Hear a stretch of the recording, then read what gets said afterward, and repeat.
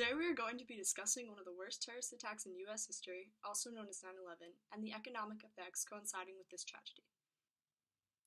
When we really dissect the specific terrorist attack we all know as 9/11, a multitude of questions and a whirlwind of emotions begin to surface. When putting the emotional aspect aside, the economy also went through some pretty dramatic changes as well. When analyzing this horrific act of terror as a whole, it leaves a lot of the financially aware with one question. How was the Homeland Security affected economically after the traumatic events that occurred on September 11, 2001? After 9/11, the loss of equipment, cleanup infrastructure, utilities, injuries, and the value of life all totaled to be $74.8 billion. And this wasn't just it. Post 9/11, our nation was forced to tighten our air security budget to a whopping $41.3 billion, raising the prices of flights significantly. From 2001 to 2014 alone, the domestic security totaled to $1.1 trillion due to the rise of terror. The attacks caused the Dow to drop over 600 points and the 2001 recession to grow. It has also had its hand in developing one of the biggest government spending programs in U.S. history, the War on Terror. The second major effect of 9/11 was the War on Terror. The United States citizens felt a great strain because of the war. The War on Terror is said to be very elongated because it is not against any specific group's turf or is not against a specific country. It is against a way of people's living and is not easily changed or fought against. Here's an interview with our correspondent, Alyssa Booth. How the War on Terror affected communities? I think the War on Terror affected communities in a variety of ways. I think, from my experience, I actually think it brought communities closer together. It's ideal to think that in a neighborhood we know one another, we know our neighbors. I know my neighbors. I remember a candlelight vigil the day after.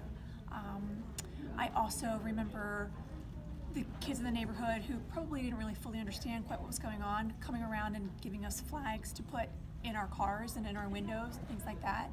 I know that I struck up conversations with my neighbors whom I didn't really know that well before. I knew their names, I may have recognized their kids, but I didn't really know them, and I found myself having an opportunity to get to know them.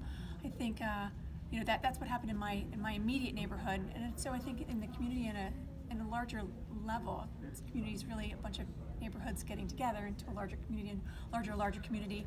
Driving to see my family over the next at least year, I saw a lot of the same kinds of things: flags in windows, flags in cars. So one of the positives is that I think it hopefully brought some communities together. With that said, I'm sure there are some negatives, but I'll stop because my video is getting long. While the War on Terror brought communities closer together, there were obviously economic negative side effects. The majority of U.S. citizens feel the biggest national security threat to the United States is another terrorist attack. Most people associate terrorism and Islam together, so this caused a great prejudice in recent years against Islamic religion. The War on Terror, as Mr. Kobos described, contributed to the severity of the U.S. debt crisis through the expenses of the war. Due to the amount of money spent on the War on Terror, there were reduced funds to lift the U.S. out of the 2008 financial crisis, and there were government shutdowns. As the debt crisis persisted, the dilemma of whether to raise the debt ceiling and help the economy, or cut the spending but then increase the amount of government layoffs, was a huge thing that the government was thinking about. Furthermore, as the debt to GDP ratio increased, debt holders wanted higher interest payments as compensation for the increasing risk that they will not be repaid. This demand for U.S. treasuries would slow the economy due to the increase in interest rates. What would an increase in interest rates do? Increasing interest rates during an economic depression provides less of an incentive for people to take out loans, which then makes the banks less money. It is this slow in the economy that directly affected the citizens of the U.S. and continue to do so via the contraction spiral. But what is a contraction spiral? Employment goes down, so production goes down, and then because people are out of work, demand increases and employment goes down, continuing the spiral. Did you think the War on Terror contributed to the 2008 stock market crash? Yes, and the reason why I believe that is that right afterwards, the president said that one of the ways that we could defeat the people that we believed were the problem was to continue our way of life through purchasing things.